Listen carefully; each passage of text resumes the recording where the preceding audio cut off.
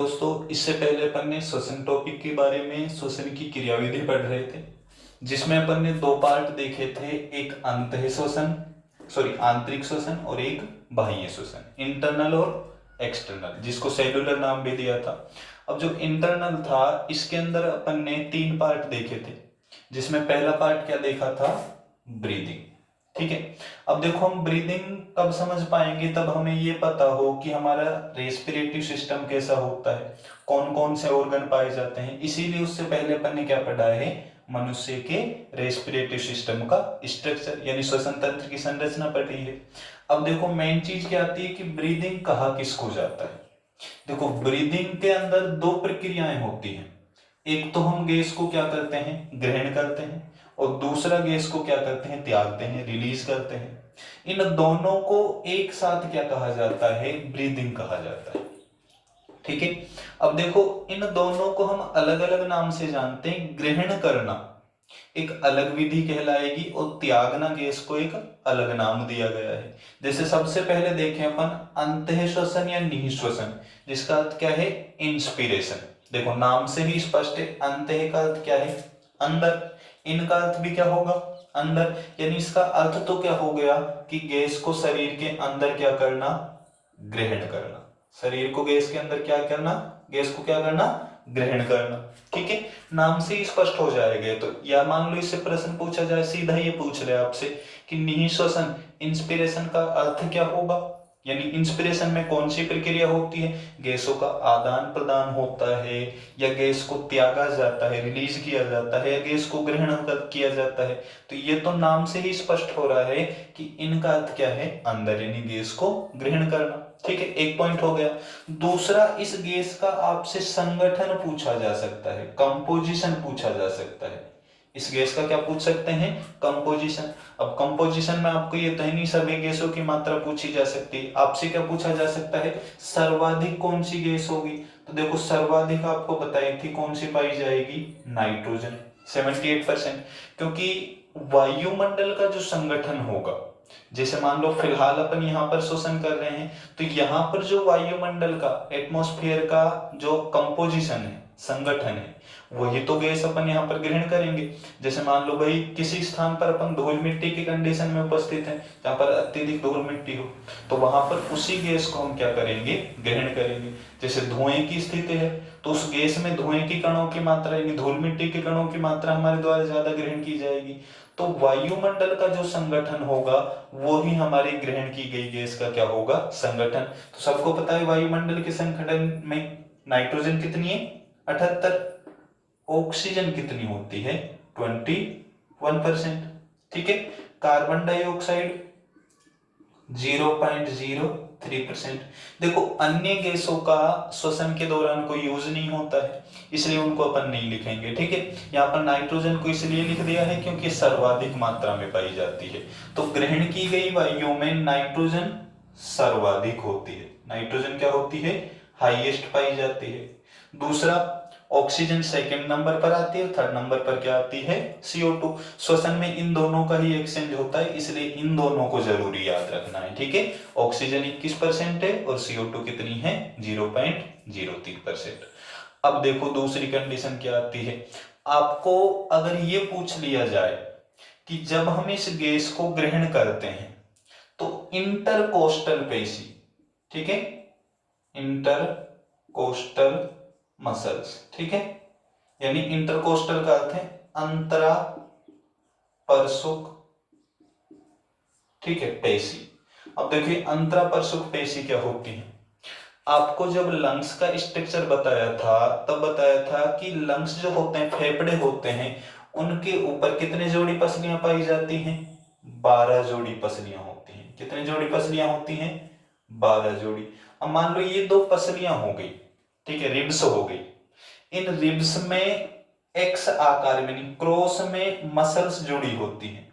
कितनी होती हैं? मसल्स जुड़ी होती हैं। 12 जोड़ी पसलियों में 11 जोड़ी, इनकी संख्या कितनी होती है? 11 पेयर्स पाई जाती है। 11 जोड़ी होती हैं। कितनी होती हैं? 11 जोड़ी।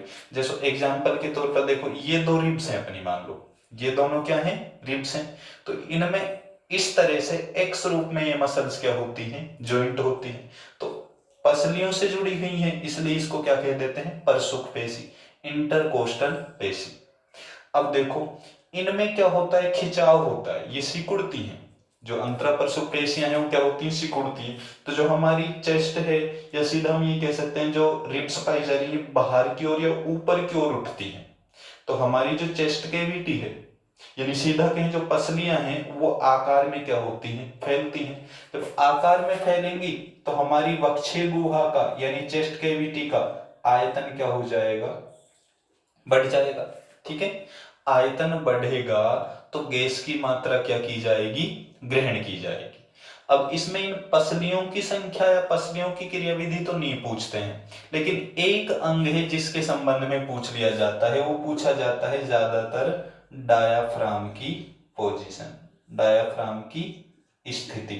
ठीक है, कि डायाफ्राम किस पोजीशन में हो जाता है। देखो आपको डायाफ्राम दोनों लंग्स के नीचे इस तरह से लंग्स बताए थे आपको। ठीक है, दोनों लंग्स के नीचे संरचना बताई थी कि मस्कुलर स्ट्रक्चर होता है इस तरह, ये पाया जाता है गुंबद के आकार का। कैसा होता है, गुंबद के आकार का होता है, लाइक ए डोम स्ट्रक्चर। कैसा होता है, गुंबद के आकार का होता है। जब हम गैस को क्या करते हैं, ग्रहण करते हैं, ठीक है, अंदर ग्रहण करते हैं, तो ये नीचे की ओर गति करके कैसा हो जाता है, प्लेन हो जाता है, समतल हो जाता है। ठीक है, कैसा हो जाता है, समतल हो जाता है। ठीक है, तो इस तरह गैस की मात्रा हमारे द्वारा क्या की जाती है, ग्रहण की जाती है। दूसरा प्रश्न आपसे क्या पूछ सकता है कि जो ये गैस ग्रहण कर रहे हैं अपन, इसकी सामान्य अवस्था में संगठन तो देख लिया, लेकिन मात्रा कितनी पाई जाती है। तो मात्रा पूछी जाए तो एक सामान्य स्थिति में लगभग इसकी मात्रा होती है 500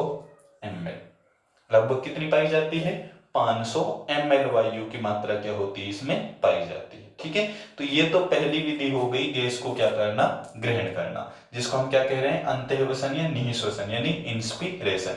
एक बात देखो, इसको दोनों को हम कंपैरिजन में पढ़ेंगे तब आसानी से याद होगी। देखो दोनों की घटनाएं क्या पाई जाती हैं। देखो एक तो अपन ने नाम दिया है अंतःश्वसन या निःश्वसन यानी इंस्पिरेशन, इसका अर्थ क्या है, गैस को ग्रहण करना। दूसरा इसका उल्टा होता है जिसको कहा जाता है उच्छ्वसन या उच्छ्वसन। ठीक है, जिसका अर्थ होगा एक्सपीरेशन। ठीक है, ये दो नाम हो गए। अब देखो नाम से स्पष्ट था, अंतः का अर्थ अंदर, यानी इसमें तो अपन ने क्या शब्द लिया कि गैस को क्या करना, ग्रहण करना। और उसमें एग्स आ रहा है यानी एग्जिट किया जा रहा है, तो वायु को क्या कर रहे हैं, हम रिलीज कर रहे हैं एक प्रकार से, तो इसका अर्थ क्या होगा, गैस को त्यागना। ठीक है, नाम से ही स्पष्ट है दोनों लगभग, अंतःश्वसन अंदर ग्रहण करना, उच्छ्वसन गैस को त्यागना। दूसरी चीज अपन इन दोनों में देखते हैं क्वांटिटी, मात्रा, कि कितनी ml तो हम ग्रहण कर रहे हैं और कितनी त्याग रहे हैं। अभी अपन ने देखा ग्रहण करने के दौरान कितनी लिखी थी अपन ने, 500 ml। ठीक है, ये लगभग पाई जाती है सामान्य स्थिति में। ठीक है, सामान्य स्थिति में लगभग कितनी वायु ग्रहण कर रहे हैं अपन, 500 ml गैस की मात्रा क्या कर रहे हैं अपन, ग्रहण कर रहे हैं। अब ये बताओ, ये थोड़ी कि भाई हम 500 ग्रहण करेंगे तो 400 त्यागेंगे यानी 100 ml। अगर ऐसे किया तो हमने एक बार में कितनी ml कम रहेगी, कितनी रही, 100। तो एक मिनट में 12 से 16 ml गैस ग्रहण, 12 से 16 बार हम शोषण करते हैं। तो सीधा है, अगर हम मान लो एवरेज 10 बार माने तो 1 लीटर एक प्रकार से वायु हमारे शरीर में क्या हो जाएगी, शेष रह जाएगी। तो ऐसे तो गैस की मात्रा तो मनुष्य का आकार तो बढ़ता ही जाएगा, गैस की मात्रा बढ़ती ही जाएगी। तो जितनी गैस हमने ग्रहण की है उतनी ही गैस अपन क्या करते हैं, रिलीज करते हैं। तो 500 ml हमने ग्रहण की और 500 ml का ही हमने क्या किया, गैस का त्याग किया। ये सामान्य श्वसन करने पर होता है, नहीं किसी बलपूर्वक या व्यायाम की स्थिति में। ठीक है, सामान्य जब हम श्वसन कर रहे हैं तो 500 ml तो क्या है, हमने क्या की, ग्रहण की, और 500 ml ही क्या की, त्याग की। तीसरी चीज आपको बताई थी अभी, संगठन, कंपोजिशन, कि कंपोजिशन क्या होगा। कंपोजिशन का अर्थ है कि कौन सी गैस की मात्रा कितनी है। तो ग्रहण करने में तो वायुमंडल का ही घटक हो जाएगा, N2 78%, O2 21% और CO2 कितनी बताई थी, 0.03%। ठीक है, तो गैस तो हम वो ग्रहण कर रहे हैं जो इन्वायरमेंट में है, एटमॉस्फेयर में है। लेकिन अब इनका यूज होगा ना शरीर में, नाइट्रोजन का कोई रेस्पिरेशन में यूज ही नहीं होता है, यूज किसका होगा, ऑक्सीजन का। तो सीधा है जिस चीज का उपयोग करेंगे वो कम होगी। तो देखो नाइट्रोजन जितनी गैस ग्रहण की है ना अपने, उतनी ही क्या करेंगे, त्यागेंगे। नाइट्रोजन की त्यागी गई मात्रा कितनी है, 78। ऑक्सीजन का यूज हुआ है ना, तो ऑक्सीजन की मात्रा क्या होगी, सीधा ही कम हो जाएगी, और इसकी मात्रा शेष रह जाती है 17%। इंपॉर्टेंट चीजें हैं ये, ठीक है, ये पूछी गई हैं कई बार एग्जाम्स में। त्यागी गई गैस की मात्रा में कितने परसेंट ऑक्सीजन होती है, 17%। यानी कि हम गैस केवल ऑक्सीजन ग्रहण कर रहे हैं, त्याग भी रहे हैं, रिलीज भी कर रहे हैं, और रिलीज कितने परसेंट की जा रही है, 17%। अब थर्ड पार्ट अगर अपन इसमें देखें तो देखो तीसरी गैस कौन सी है, CO2। तीसरी गैस कौन सी है, CO2। अगर हम इस CO2 की मात्रा देखें तो देखो श्वसन के दौरान आपको बताया था कि जब किसी पोषक का ऑक्सीकरण होता है तो एक तो ऊर्जा बनती है, उस ऊर्जा के साथ में CO2 बनती है। तो CO2 का तो फॉर्मेशन हो रहा है, निर्माण हो रहा है, तो CO2 की मात्रा यहाँ पर क्या हो जाएगी, बढ़ जाएगी। अब देखो रटना नहीं इसको, ऑक्सीजन कितने परसेंट कम हुई, 4%, 21 थी 17 हो गई, ठीक है। तो उस 4% का निर्माण किसका हो जाता है, CO2 का, ठीक है।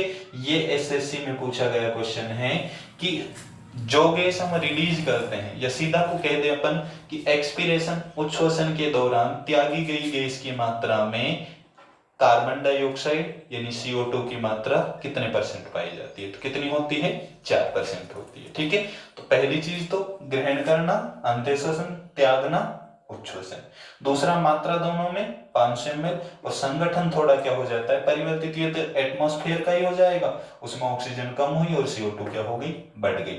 एक अब अगली कंडीशन आपको बताई थी, मसल्स में से डायाफ्राम की स्थिति पूछी जा सकती है कि डायाफ्राम किस कंडीशन में होगा। आपको बताया था कि जब गैस को ग्रहण करेंगे, तो ग्रहण करेंगे तो डायाफ्राम क्या करता है, प्लेन हो जाता है। कैसा हो जाता है, प्लेन, ठीक है। तो इसमें तो डायाफ्राम की स्थिति कैसी हो जाएगी, समतल, यानी प्लेन हो जाता है, ठीक है। जबकि जब हम गैस को क्या करते हैं, बॉडी से रिलीज करते हैं, तो अपनी प्रीवियस पोजीशन में आ जाता है, यानी जैसे पहले था उसी अवस्था में आने का प्रयास करता है। और डायाफ्राम कैसी स्थिति में पाया जाता है, गुंबद के आकार का। कैसा होता है, गुंबद के आकार का, लाइक एज डोम स्ट्रक्चर, ठीक है। तो जब गैस को हम त्यागेंगे तब तो गुंबद के आकार का होगा डायाफ्राम, और जब गैस को ग्रहण करते हैं तब कैसा हो जाता है, समतल हो जाता है, ठीक है।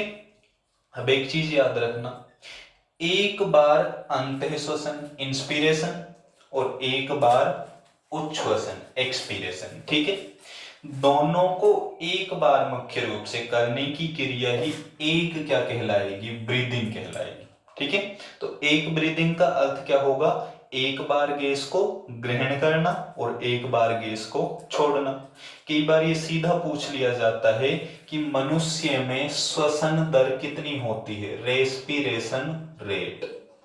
तो अगर हम मनुष्य में श्वसन दर देखें तो मनुष्य में श्वसन दर, रेस्पिरेशन रेट कितनी पाई जाती है, लगभग ये होती है एवरेज 12 से लेकर 16 बार प्रति मिनट, ठीक है। ये एक वयस्क में है, किसमें पाई जा रही है, वयस्क में है। अगर हम शिशु में देखें तो शिशु में ये लगभग कितनी होती है, 40 बार प्रति मिनट, ठीक है। श्वसन की जो दर होगी, यानी एक मिनट में कितने बार श्वास लेते हैं, 12 से 16 बार, ठीक है, ये प्रति मिनट है, ठीक है। और अगर शिशु देखें तो कितने बार लेगा, 40 बार। अब इसी क्वेश्चन को थोड़ा कई बार घुमा दिया जाता है। देखो बिल्कुल सिंपल चीज है, अगर हम मान लो इसको समझकर याद रखेंगे तो आसानी से रहेगा, ठीक है। रखने पर तो भूल भी सकते हो, ठीक है।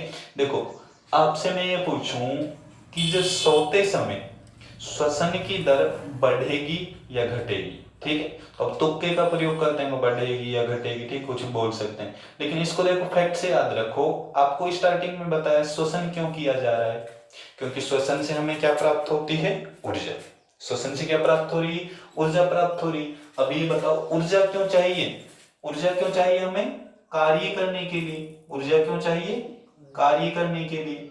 अब जितना ज्यादा हम कार्य करेंगे ऊर्जा भी उतनी ही ज्यादा चाहिए, और श्वसन भी उतना ही क्या होगा, ज्यादा, ठीक है। अब सोते समय हमारा शरीर उतना अधिक कार्य थोड़ी करता है, तो श्वसन की कार्य हम कम कर रहे हैं, तो ऊर्जा भी कम चाहिए, तो श्वसन भी क्या होगा, कम। तो सीधा है, सोते समय श्वसन दर क्या हो जाएगी, घट जाती है।